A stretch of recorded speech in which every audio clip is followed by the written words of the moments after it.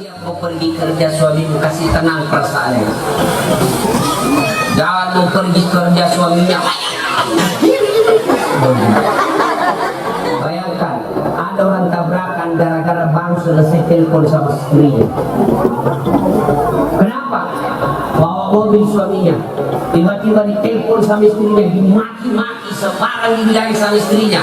Akhirnya apa kasihan? Selesai menerima telepon, cemas sengsara perasaannya, tiba-tiba dia tabrak orang masuk got, mati orang yang ditabrak, dia di penjara juga. Itu gara-gara apa? Gara-gara telepon istrinya yang selalu menteror. Jatuh suka marah-marah. Baik kalau dia cantik, merontok,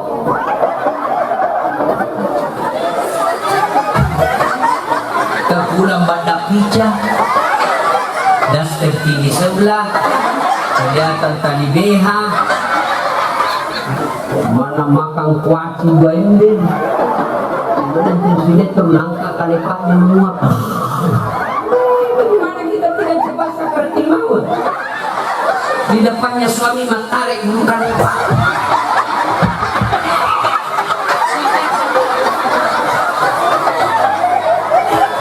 Kau ketawa karena membayangkan diri sendiri.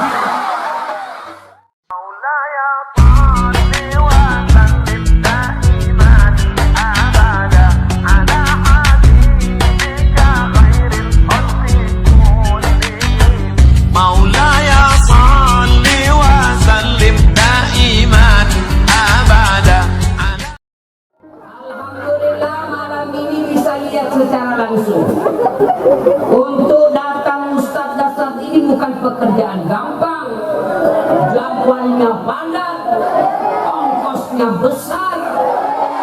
Alhamdulillah ada PT WKP yang bisa mendatangkan Ustadz Dasar. Kalau majelis taklim ada bisa. Kenapa Mas Loli sewa kapal? Alhamdulillah ada perusahaan ini. Kalau tidak ada WKP, tidak mungkin saya bisa sampai di tempat ini gelap-gelap. Hujan lagi, jauh kuda. Alhamdulillah ada perusahaan. Maka berterima kasih kepada perusahaan ini dengan cara mengucapkan Alhamdulillah. Itu dulu. Alhamdulillah. Ya Allah, terima kasih ada perusahaan ini di kampung kami. Itu dulu. Dengan mengucapkan hamdalah, yang penting caranya juga bagus. Ucapannya harus sempurna, kasih dengar telinga. Kadang-kadang kita ucapkan hamdalah tidak sempurna. Ada satu-satu. Apa artinya itu bos? Pakai sing capuna. Biasa itu sama-sama di masjid Sehera, sama-sama subhanallah dibaca, sama-sama 33, sama-sama mulai. Saya baru 11 dia sudah sampai. Karena bilang saja sunnah.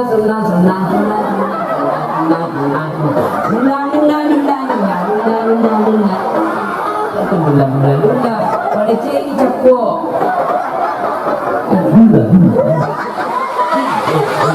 Ada dulu di samping jalan apa aku panggil kan? Saya panggil itu dengar ada dulu. Jadi alhamdulillahirabbil. Satu, dua, cara berterima kasih. Urus dan jaga perusahaan ini, jangan diteror pegawainya, jangan diambil barang-barangnya, jangan diserobot tanahnya, jangan diganggu perusahaannya. Kenapa? Kalau dia makan dulu itu atau kau caralah. Kalau belum tikar siapa yang dulu? Masyarakat yang ada di sini, terutamanya pegawainya. Maka jaga ini perusahaan. Jangan kalau ada yang ganggu masyarakat, jangan kau ganggu di perusahaan. Kau ganggu kami masyarakat di sini kau hadapi. Nah itu cara berterima kasihnya. Yang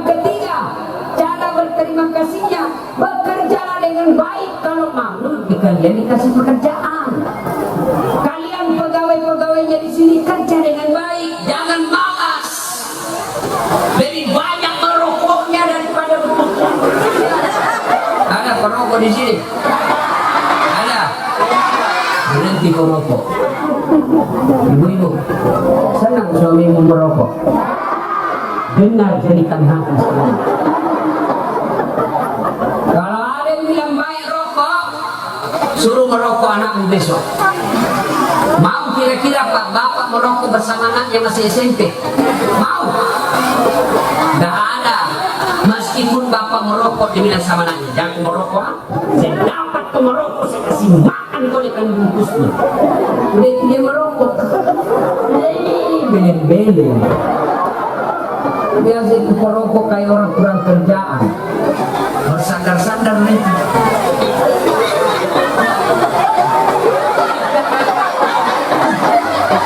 Tapi juga dia sekali-kali isap punya.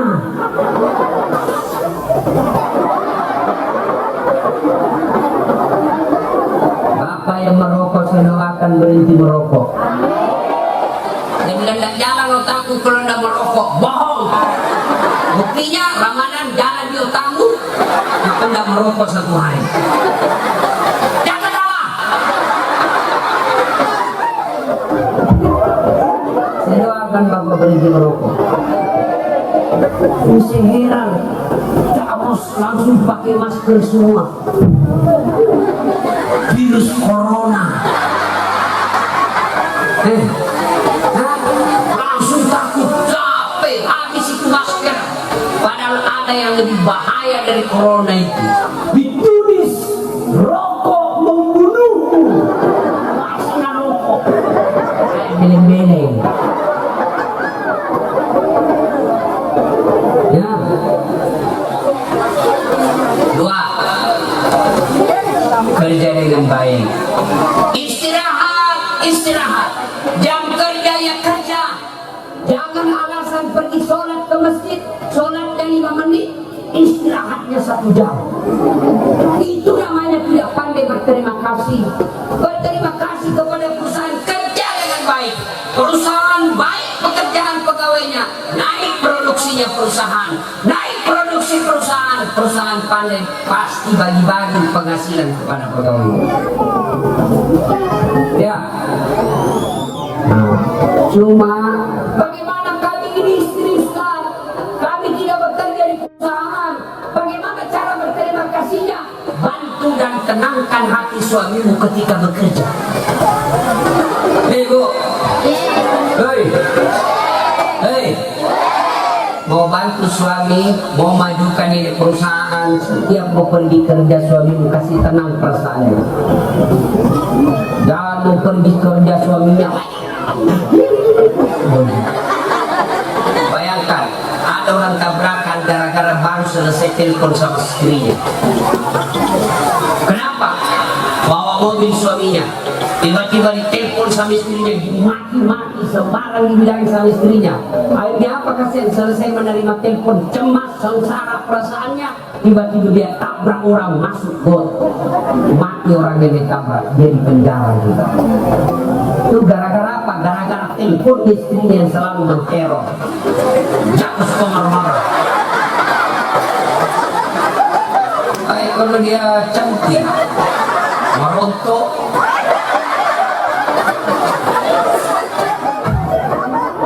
kepulang badak pica, daster tinggi sebelah, kelihatan tali BH, mana makan kuaci 2 ember. Kemudian terus dia terlangkah kali paknya menguap. Bagaimana kita tidak cepat sakaratul maut? Di depannya suami matarik bukan apa.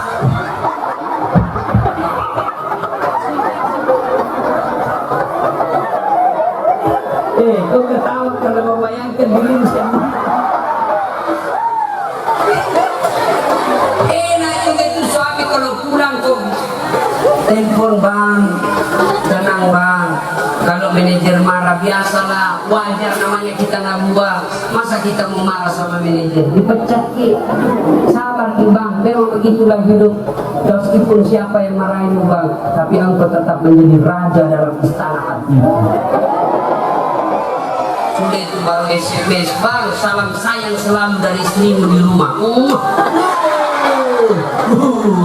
Itu suamimu kalau kau kirim WhatsApp begitu, nak kasih dia sama di pos ronda. Lihat kau deh, istriku, istri yang soleha, meskipun dia gendut.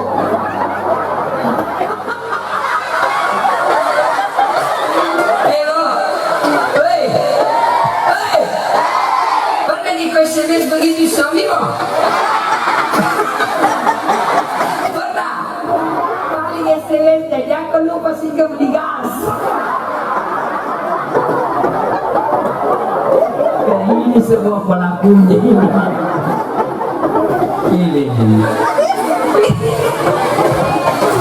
Aku aja galak mande, makutu, makapo, makin rongorok.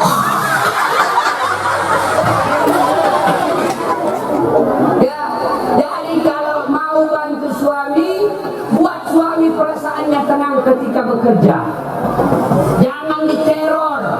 Kalau kita pergi kerja dengan perasaan tenang, maka sepanjang dia bekerja hatinya pun tenang.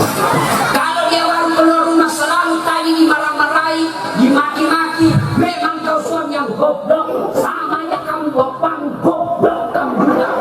Coba ku tahu begini, saya tidak mau menilai sama. Kasihannya suamimu bukan begitu. Serius ini dah ketawain kan?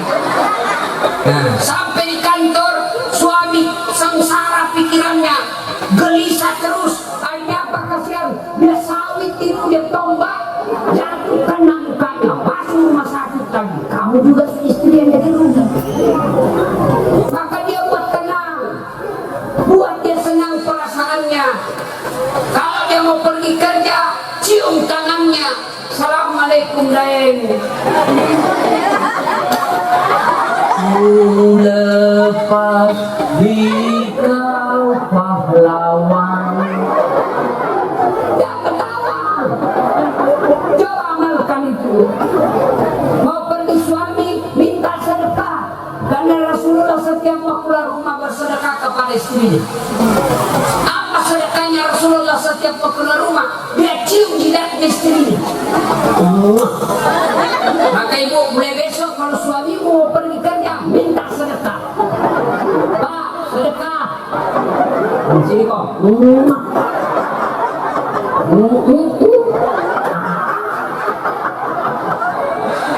Jadi kalau ibu bapak mau membantu suami dalam bekerja, buatlah perasaan suami senang.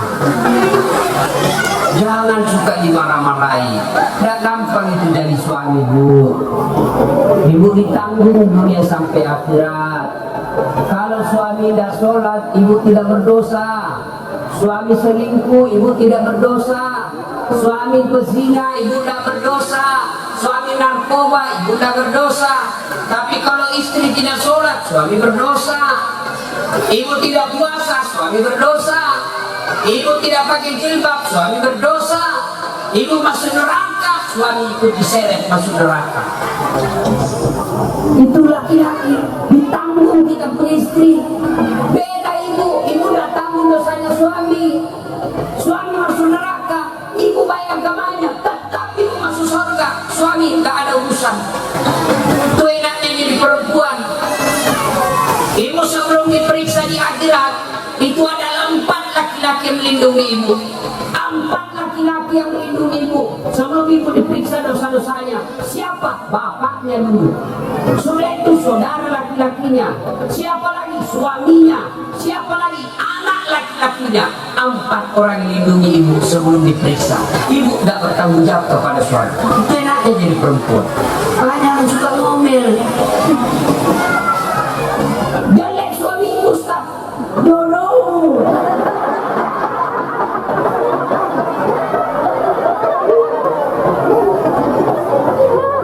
Dia baik sekali dulu waktu masih muda Ustaz. Sekarang kau jahat itu takdirmu.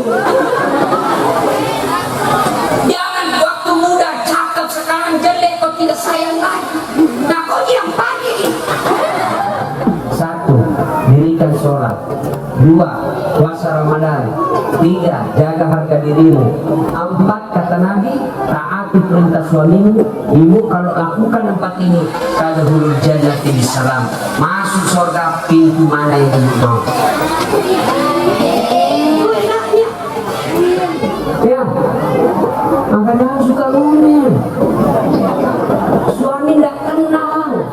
Apalagi kalau ibu maki-maki. Ibu boleh marah tapi jangan menghina. Pak, saya kecewa sama bapak. Oh bisa bapak begitu? Boleh ibu marah begitu. Saya sudah jauh-jauh tinggalkan kampung itu ikuti kamu, Pak. Kenapa nanti saya tidak boleh begitu ibu. Ibu marah. Tapi yang tidak boleh ibu maki-maki suami. Memang kau goblok. Coba aku tahu begini. Saya sudah hitam goblok. Salahnya bapakku. Wah, kau langsung neraka cilaka. Hancur ibu malam ini. Nah, tidak tahu begitu kita jadi suami itu. Ya, siapa carikan ibu duit? Suami. Siapa cicilkan mobil? Siapa belikan rumah? Suami. Coba lihat itu suami juga saya. Coba lihat itu mukanya blow on.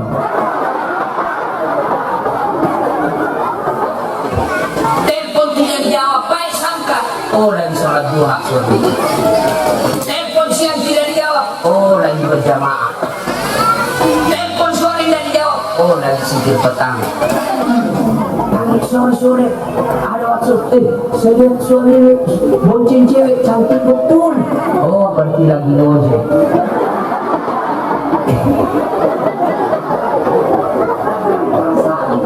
Ya, benar Bu ya? Benar. Kita juga Pak, jangan suka tipu istri. Ini muka-muka hidup berlangsung.